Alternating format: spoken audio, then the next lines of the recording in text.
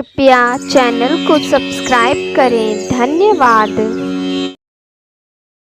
ओम नमो भगवते वासुदेवाय नमः। प्रिय मित्रों, कहा जाता है कि बिना तुलसी माता के विष्णु जी कोई भी भोग स्वीकार नहीं करते हैं, और इसी प्रकार से विष्णु जी की किसी भी पूजा या किसी भी व्रत को बिना तुलसी माता की कथा के अधूरा माना जाता है। तो चलिए मित्रों, प्रभु श्री लक्ष्मी नारायण जी के चरण कमलों का ध्यान करते हुए सुनते हैं द्वादशी के दिन एकादशी व्रत पारण, तुलसी माता की अत्यंत ही पावन कथा। मित्रों, तुलसी माता से जुड़ी एक कथा बहुत प्रचलित है। प्राचीन समय की बात है। एक बार भगवान शिव ने किसी कारणवश अपने तेज को समुद्र में फेंक दिया। उनके तेज के प्रभाव से एक महान तेजस्वी बालक ने जन्म लिया। यह बालक आगे चलकर जालंधर के नाम से पराक्रमी राजा बना और इसकी राजधानी का नाम जालंधर नगरी रखा गया। जब जालंधर विवाह के योग्य हुआ तो दैत्य राज की कन्या वृंदा का विवाह जालंधर से संपन्न हुआ। जालंधर एक क्रूर महाराक्षस था जो सदा ही अपनी सत्ता के मद में चूर रहता था। विवाहित होने बाद भी एक समय उसने माता लक्ष्मी को पाने की कामना से देवताओं से युद्ध करने का निर्णय लिया। उसने अपने पूरे बल और पूरी सेना के साथ युद्ध आरंभ किया। देवताओं और असुरों के बीच यह भीषण युद्ध बहुत समय तक चला। शिव जी के तेज से उत्पन्न होने के कारण उसने सभी देवताओं को पराजित कर दिया, परंतु माता लक्ष्मी को पराजित नहीं कर सका, क्योंकि माता लक्ष्मी का जन्म भी समुद्र यानी कि जल से हुआ था। समुद्र से ही उत्पन्न होने के कारण माता लक्ष्मी ने उसे अपने तेज से, अपने बल से पराजित कर दिया और भाई के रूप में स्वीकार कर लिया। वहां से पराजित होकर वह देवी पार्वती की सुंदरता पर मोहित हो गया और पार्वती माता को पाने की लालसा से कैलाश पर्वत पर गया। उसके मन में यह विचार आया कि लक्ष्मी जी न सही तो देवी पार्वती को तो मैं अवश्य ही प्राप्त कर लूं। जालंधर ने माता पार्वती को छलने के लिए एक योजना बनाई और वह भगवान देवाधिदेव शिव का ही रूप धरकर माता पार्वती के समीप गया। माँ पार्वती ने उसे अपने समक्ष देखते ही अपने योगबल और सतीत्व से उसे तुरंत पहचान लिया तथा वहां से अंतर्ध्यान हो गई और भगवान विष्णु के समक्ष वैकुंठ धाम में पहुंची। वहां जाकर देवी पार्वती ने क्रोधित होकर सारा वृतांत भगवान विष्णु को सुनाया। मित्रों, दरअसल जालंधर की पत्नी वृंदा अत्यंत पतिव्रता स्त्री थी और उसी के पतिव्रत धर्म की शक्ति से जालंधर न तो मारा जाता था और न ही पराजित होता था। इसीलिए जालंधर का नाश करने के लिए वृंदा के पतिव्रत धर्म को भंग करना बहुत जरूरी था। इसी कारण भगवान विष्णु ऋषि का वेश धारण कर वन में जा पहुँचे, जहाँ वृंदा अकेली भ्रमण कर रही थी। भगवान के साथ दो मायावी राक्षस भी थे, जिन्हें देखकर वृंदा भयभीत हो गई।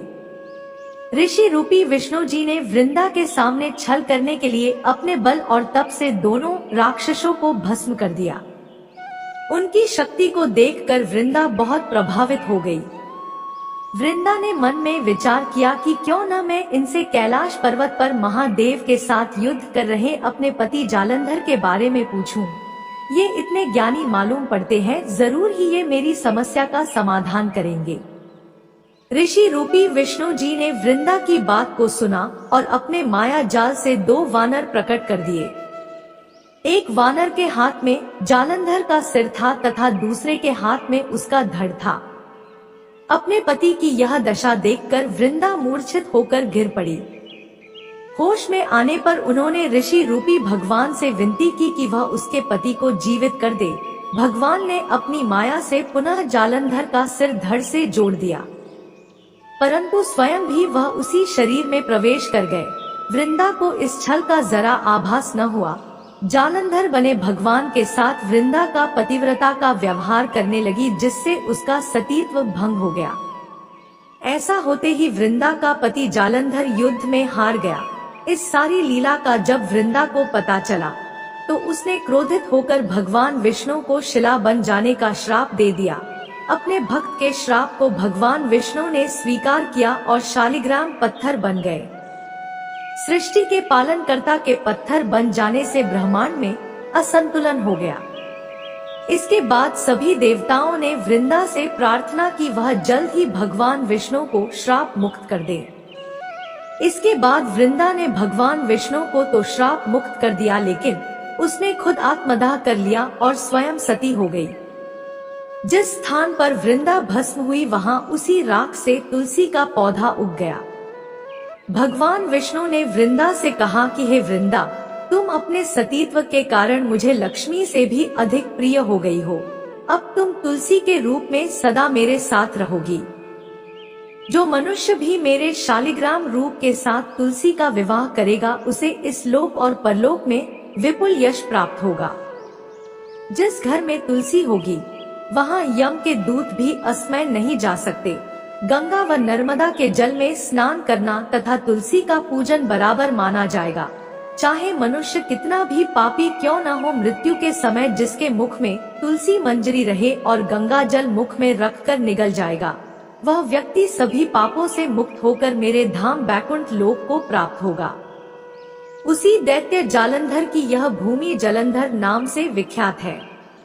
तो बोलिए मित्रों, तुलसी माता जी जय, श्री लक्ष्मी नारायण जी जय। प्रिय मित्रों, तो यह थी तुलसी माता के विवाह की कथा। अब चलिए मित्रों सुनते हैं तुलसी माता की दूसरी कथा। एक समय की बात है, एक गांव की सभी महिलाएं मंदिर में जाकर तुलसी माता को रोजाना सींचती थी। बाकी सभी महिलाएं तो तुलसी माता को सींच कर घर आ जाती, पर एक बुढ़िया माई रोज कुछ समय वहीं पर रुकती और तुलसी माँ को सींच कर कहती कि तुलसी माता, तुम सबकी दाता हो, मैं तेरा बिडला रोज सींचती हूँ, तुम मेरा निस्तारा करो। हे तुलसी माता, मुझे अड़ुआ दे, लड़ुआ दे, पीतांबर की धोती दे, मीठे मीठे ग्रास दे, बैकुंठ का वास दे, चटक की चाल दे, पटक की मौत दे, चंदन का काट दे, झालर की झनकार दे, साईं का राज दे, दाल भात का जीवन दे, एकादशी का दिन दे, और जब मेरी मृत्यु हो तो श्री कृष्ण का कंधा दे। इतनी बात सुनकर तुलसी माँ सोच में पड़ जाती है। बुढ़िया की बातों को सुनकर तुलसी माता बहुत ही चिंता में रहने लगी और धीरे धीरे सूखने लगी। एक दिन भगवान श्री कृष्ण ने तुलसी माँ से उनकी इस चिंता का कारण पूछ कि आपको कौन सी चीज है जो परेशान कर रही है। इस पर तुलसी माँ ने बताया कि एक बुढ़िया है, मेरे पास रोज आकर इतनी बात कह कर जाती है। इनमें से मैं बुढ़िया माई को सब कुछ दे सकती हूँ, पर आपका कंधा कहाँ से दूंगी। इस पर भगवान बोले कि तुम चिंता मत करो और बुढ़िया माई को आशीर्वाद दे दो। जब बुढ़िया माई की मृत्यु होगी मैं उसे कंधा देने चला जाऊंगा।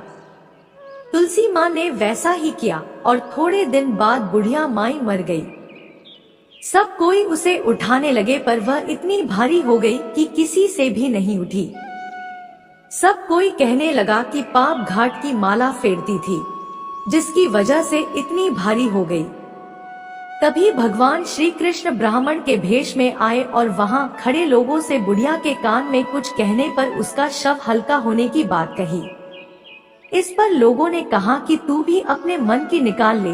भगवान ने जाकर बुढ़िया के कान में कहा कि माई, तूने मेरी पत्नी का बिडला सींचा है, मैं करूं निस्तारा तेरा। बुढ़िया माई अड़ुआ ले, लड़ुआ ले, पीतांबर की धोती ले, मीठा मीठा भात ले, बैकुंठ का बास ले, चटक की चाल ले, पटक की मौत ले, चंदन का काट ले, झालर की झनकार ले, साईं का राज ले, दाल भात का भोजन ले और जीवन के अंत में श्री कृष्ण का कंधा ले। इतना सुनते ही बुढ़िया माई हल्की हो गई। इसके बाद भगवान श्री कृष्ण ने खुद उसे अपना कंधा देकर उसे मुक्ति प्रदान की। कथा के अंत में कहा जाता है कि हे तुलसा माई, जैसे आपने उस बुढ़िया को मुक्ति दी वैसी सबको देना, अंत काल में सबको आपका कंधा मिले। तो बोलिए मित्रों, श्रीमन नारायण नारायण हरि हरि, श्रीमन नारायण नारायण हरि हरि। मित्रों, अगर आपको हमारी वीडियो अच्छी लगी हो तो लाइक जरूर करें और ऐसी ही कथाएं सुनने के लिए चैनल को सब्सक्राइब जरूर करें। धन्यवाद।